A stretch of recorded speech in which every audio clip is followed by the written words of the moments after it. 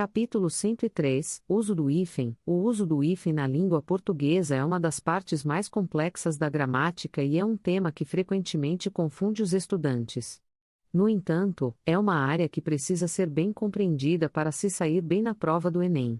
Neste capítulo, vamos abordar o uso do hífen em detalhes para ajudá-lo a dominar este tema. O hífen é usado para unir palavras e formar compostos. Por exemplo, em palavras como bem-vindo e guarda-chuva. A regra geral é que o hífen é usado quando o segundo elemento começa com uma vogal, um H ou a mesma consoante que termina o primeiro elemento. Por exemplo, micro-ondas, anti-inflamatório, interracial.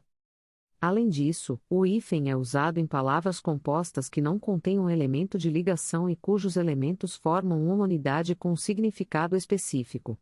Por exemplo, mão de obra, pé de moleque, arco-íris. Outro uso do hífen é em palavras compostas por justaposição que não contêm formas de ligação, mas que representam uma unidade semântica, como ponte aérea, segunda-feira e couve-flor.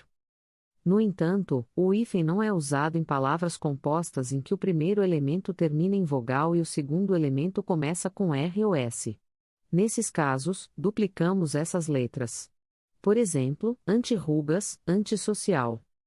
O hífen também não é usado quando o prefixo termina em vogal e o segundo elemento começa com uma vogal diferente. Por exemplo, extraescolar, aeroespacial.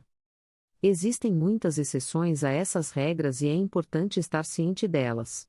Por exemplo, o hífen é usado após o prefixo bem e antes de palavras começadas por H, como em bem-humorado. Também é usado em palavras compostas que indicam espécies botânicas e zoológicas, como erva-doce e abelha-maia. Além disso, o hífen é usado em palavras formadas por prefixos de origem grega e latina, como cu, ri, pri, pro, bis, quando o segundo elemento começa com H ou a mesma vogal com que termina o prefixo. Por exemplo, coerdeiro, riedificar, pri-estabelecer, proativo, bisinetos. Além disso, o hífen é usado quando o prefixo termina com a mesma vogal que começa o segundo elemento. Por exemplo, micro-ondas, anti-inflamatório. Em suma, o uso do hífen na língua portuguesa é complexo e cheio de exceções. No entanto, com estudo e prática, é possível dominar este tema.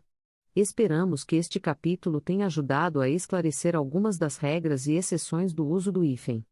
Lembre-se de que a compreensão correta do uso do hífen pode fazer uma grande diferença na sua pontuação na prova do Enem. Portanto, continue estudando e praticando.